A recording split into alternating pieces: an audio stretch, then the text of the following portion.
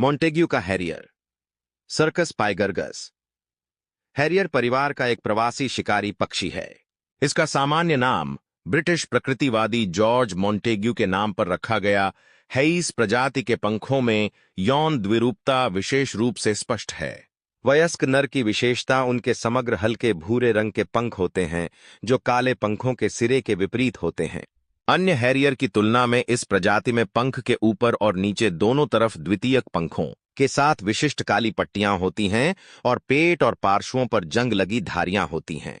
वयस्क मादाओं के पंख मोटे तौर पर पेलिड और हेन हैरियर के समान होते हैं।